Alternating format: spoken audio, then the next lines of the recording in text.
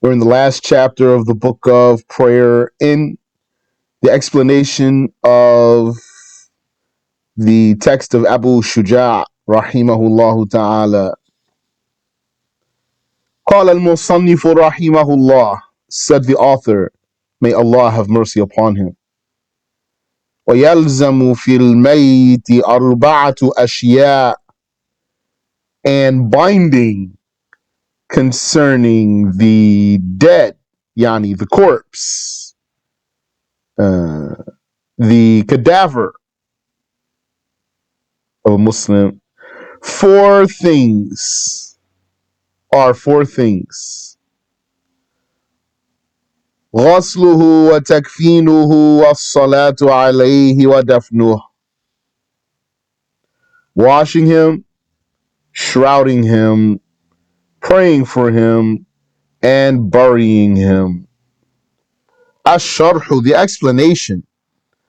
لا خلاف أن الميت المسلم غير المحرم والشهيد يلزم الناس القيام بأمره في هذه الأربعة. There is no difference in opinion that concerning a dead Muslim who did not die in a state of ihram, yani he didn't die while making pilgrimage, and also the battlefield martyr, it is obligatory, it is binding on the people to perform these four things concerning this one. والقيام بهذه الأربعة فرض كفاية. Doing these four things is a communal obligation, bil-ijma', by consensus.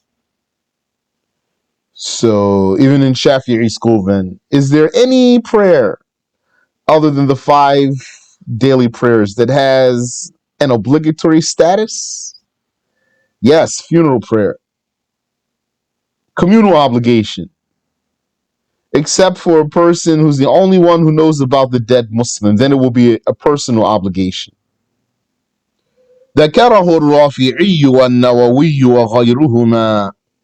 Al-Rafi'i and An-Nawawi mentioned this, and others. So when we say Rafi'i and An-Nawawi, then that means that this is a strong saying in the Shafi'i school, because Al-Rafi'i and An-Nawawi, they are the sheikhs. They're the sheikhs of the Shafi'is, like those who came after them. Yani, they are the preponderators. There's other preponderators besides them too. But those two are the preponderators in the Shafi'i school, amongst others. Preponderator means what? Means third level in the madhab, out of 4 levels. First level being that of the Imam himself. Mujtahid, he's basically top judge. Mujtahid's a judge. Second level is mujtahids in his madhab, like junior judges. Mujtahids in the madhab of the top judge. Their ijtihad is part of his madhab. Third level is preponderators. They look into the sayings of those 2 levels above them, and they say this one is the stronger one, or this one is the stronger one. And traditionally, that's where the scholarship ends. At that level, that's lowest level traditionally. ذكره الرافعي والنووي وغيرهما. Al-Rafi'i and An-Nawawi mentioned this, that this is communal obligation by consensus. And others did too. وَإِن لَّمْ يَعْلَمْ بِالْمَيِّتِ إِلَّا وَاحِدٌ. And if no one knew about the dead but a single person, تَعَيَّنَ عَلَيْهِ مَا ذُكِرَ. Then what has been mentioned would be obligatory on him in particular. Yani it will be a personal obligation to do all of those 4. But of course, he could go and tell someone, for example. وَأَمَّا الْمَيِّتُ الْكَافِرُ. Now concerning the cadaver of a disbeliever, فَالصَّلَاةُ عَلَيْهِ حَرَامٌ. Praying for him is forbidden. حَرْبِيًّا كَانَ أَوْ ذِمِّيًّا. Whether this were a disbeliever who has no treaty with the Muslims, or if he were non-Muslim who is a non-Muslim subject of the Islamic State. وَيَجُوزُ غَسْلُهُ فِي الْحَالَيْنِ. But either way, out of those two, you are permitted to. It is permissible to wash this dead kafir cadaver. You can wash him, but you don't pray. It's not permissible to pray for him. It's kufr, actually. وَيَجِبُ تَكْفِينُ الذِّمِّيِّ وَدَفْنُهُ دُونَ الْحَرْبِيِّ وَالْمُرْتَدِّ. And it's obligatory to shroud the non-Muslim subject of the Islamic State. That's if his own people don't take care of him. So that's going to be one of his rights as a citizen of the caliphate, non-Muslim citizen of the caliphate. So if his own people don't take care of him, then the Muslims are going to shroud him. They have to. It will be obligatory. وَدَفْنُهُ. And to bury him. The Muslims will shroud him and bury him. دون الحربي والمرتد. And this is not obligatory for a non-Muslim who doesn't have a treaty with the Muslims, nor is it obligatory for an apostate. وَأَمَّا الْمُحْرِمِ. But concerning concerning the pilgrim, let's say, the one who's in a state of ihram for pilgrimage. إِذَا كُفِّنَ. When he is shrouded, فَلَا يُسْتَرُ رَأْسُهُ. His head is not to be covered if that's a male. وَلَا وَجْهُ الْمُحْرِمَةِ. And the face of the muhrima female, is not to be covered when shrouding. Don't shroud the head of the muhrim who passed away in the state of ihram, and don't cover the face of the muhrima. وَالْفَرْقُ بَيْنَ الْفَرْضِ الْعَيْنِ وَالْكِفَايَةِ. وَالْفَرْقُ بَيْنَ فَرْضِ الْعَيْنِ وَالْكِفَايَةِ. And the difference between a personal obligation and the communal. أن الخطاب في فرض العين يتعلق بكل واحد بعينه. Is that the obligation, when it's personal, relates to every individual one by one. كالصلوات الخمس, like the 5 prayers. وَأَمَّا فَرْضُ الْكِفَايَةِ. But concerning communal obligation, فَهُوَ الَّذِي يَتَنَاوَلُ بَعْضًا غَيْرَ مُعَيَّنٍ. This is the obligation that encompasses some without being a particular amount targeted, without targeting anyone in particular. So here I'll remind you so that you don't mix it. So what's the judgment of praying in Jumu'ah? I'll tell you the answer. What's the judgment of praying Salatul Jumu'ah? On the men, of course. The answer is it's a personal obligation, not a communal obligation. This is a great example if you want to understand the difference between the two. Take this one as a model for you that will separate those two for you. Praying Friday prayer, obligatory Friday prayer, is personal obligation, not communal obligation. Why would someone think it's a communal obligation? Because it's a community event. So he says, it's an obligation on the community. So he's not paying attention to the definitions. It's a personal obligation, which means that if one man does Jumu'ah, it's not going to drop it off the other man. So it's obligatory on each one by one, amongst the men though. Personal obligation on the men. Funeral prayer is communal obligation. As long as someone does it, then everyone's excused. So this is what a communal obligation is. Kal jihad, like waging war. That is when the Muslims invade. That's a communal obligation. وسمي فرض كفاية لأن فعل البعض كاف في تحصيل المقصود. This type of obligation was called kifaya, communal, because if some people do it, then that's kafin, sufficient.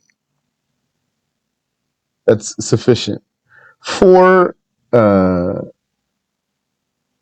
meeting the goal. إذا عرفت هذا فمتى تحقق موت المسلم استحب المبادرة إلى تجهيزه. So if you are cognizant of this, then if you're familiar with this, if this is known to you, then let's get started. Whenever a Muslim's death is verified, then it is recommended to rush to prepare him. So tajhizuhu, his tajhiz, his preparation, I could say to prepare him for burial, but I'm just saying it with fewer words. وأقل الغسل, and the minimum ghusl that you have to give this dead person, and that means the obligatory ghusl, is isti'abu badani. استيعاب بدنه بالغسل بعد إزالة النجاسة. It is to engulf his entire body in the wash, in the bath, in the ghusl, after the removal of filth. And you have to do that even if he drowned. You still have to wash his body even if the reason he died is that he drowned. وهل تشترط نية الغاسل في غسل الميت? And is it obligatory for the washer to have an intention to wash the dead? Al-asahhu la yajib. What's most accurate is that this is not obligatory. This is why if a kafir washed a dead Muslim, this fulfills the obligation. ولو خرج منه شيء بعد الغسل وجب إزالته فقط. And if anything came out of the dead person, emerged from him after washing him, then it's only obligatory to remove whatever emerged. And it's not obligatory to do al-wudu'i wal-ghusli ala sahih. It's not obligatory to give him a new wudu and to give him a new ghusl. Rather, you're just going to do the wudu and the ghusl for the dead person because he died. Not because he touched the skin of a woman or something like that. Not because something came out of his private parts. So you're going to wash him with those obligatory washes. If something comes out after that, all you have to do is to remove the najasa. And don't forget to, if you get the opportunity to take care of a dead Muslim, to take the opportunity. Only one thing keep in mind, though. Maybe a lot of people might have a chance to take care of a dead Muslim.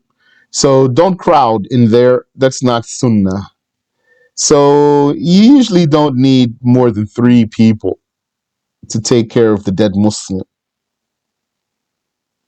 And sometimes the space is tight also. You have to keep that in mind. But on the other hand, a lot of people need to learn how to do this. And learning by listening to the lesson is one thing. But hands-on experience, especially for taking care of the dead Muslim, is imperative. So you could have taken this lesson many, many times and you still haven't had the opportunity to actually take care of a dead Muslim. And then once it's your first time and you took this lesson like 7 times, 10 times, you're going to be like, you don't even know what to do. ولو تحرق بحيث لو غسل تهرى يمم Taharra. Well, I underlined the word, but looks like I didn't write any translation for it. So he says here, if the dead person were burned or charred in such a way that if he's washed, taharra, yani, I'm not sure how to translate that.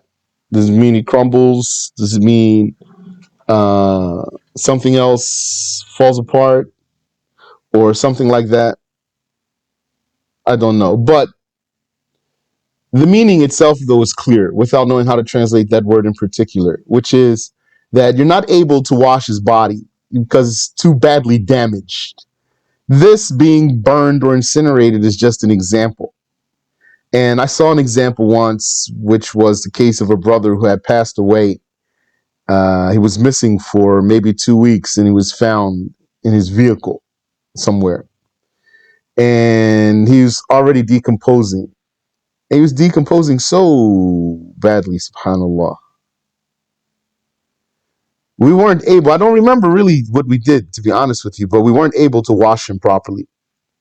He had maggots all over him, and which that didn't stop. The maggots don't stop the washing, but his skin was so loose, like we were afraid his skin will just slide off of him. So وَلَوْ تَحَرَّقَ بِحَيْثُ لَوْ غُسِلَ تَحَرَّى يُمِّمْ.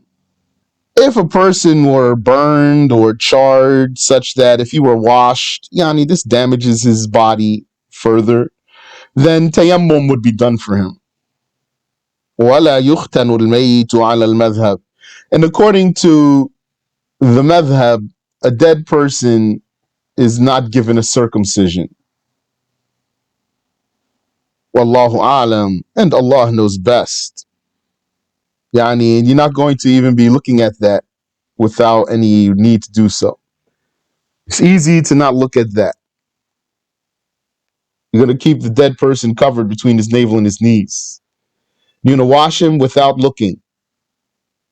So what you're going to do, get some rubber gloves if you can, inshallah ta'ala, and get a rag. If you have a hose or bucket, then if you have to reach under the cover, get a towel. Get a towel that's big enough to cover the aura of the dead person. And some people, they put plastic bag, but this is not a good idea because plastic bag blocks the water.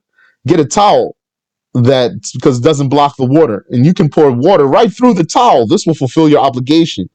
This will fulfill your obligation and keep the dead person's aura concealed. But maybe sometimes you need to reach in there, so you're just going to put on some gloves, for example, and reach under and do what needs to be done. Whenever I participate in those things, then I'll leave that part to the relatives in particular. It's easier. Sometimes, though, you might need to instruct them. You just watch them and help them and tell them, talk them through what they need to be doing. وأما الكفن فأقله ثوب واحد في حق الرجل والمرأة. Now, concerning the shroud, he says the rule that the relatives are supposed to wash the body. No, the rule what we already started with. Tell me, what's the rule we started with from the beginning? And we mentioned a little bit of detail there even. What's the judgment of these four things? Communal obligation. What does communal obligation means? Yes, exactly. Means no one in particulars. I never heard that it's sunnah or something though. Yeah, but I mentioned that within a context. No, I said I would usually leave that to the relatives because it's easier. Because he's talking about you have to reach in, go sometimes between the buttocks, for example. You're not going to touch with your skin, but still. So if you have to, then you have to. That's because it needs to be done. Doesn't matter. But if your family's right there, if that's your family and I'm there helping you, for example, I might say you can do it if you want to do it. And then if you need help, I'll help you. وأما الكفن, now concerning the shroud, فأقله ثوب واحد في حق الرجل والمرأة. Its minimal or minimum is one wrap, one cloth, one thobe for a man or a woman.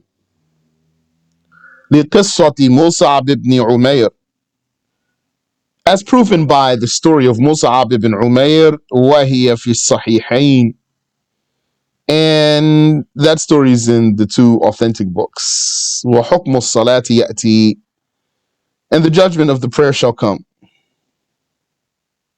It's recommended even not to look at other than the awra. Yani, don't look at the dead person if you don't need to. That's one of the reasons why, even if you need to train some Muslims, don't crowd it in there. Like, you might need 3 people to help, for example, and then maybe you'll bring someone so you can learn. If you had 3 people, let's say one of them has experience, then you can bring a 4th person, and then let those 3 people, not the experienced one, let those 3 people do it. And the experienced one, he can watch them and tell them what to do. وأما الدفن فأقله حفرة تكتم رائحة الميت. And as for the burial, its minimum is a ditch that conceals the smell of the corpse. وتحرسه عن السباع, and it protects this corpse from being dug up by the scavengers. بحيث يتعذر نبش مثلها غالبا. This dead person needs to be buried in such a way that usually he's not going to get dug out by the animal. Subhanallah, just something crossed my mind here real quick. You need to bury him in a way that protects him from the siba. So siba, that means, usually they'll say siba means predator. But usually the one that dig up the dead thing is what they call scavenger. So the languages don't match necessarily always word by word. So here I would translate it as scavenger. Wallahu a'lam.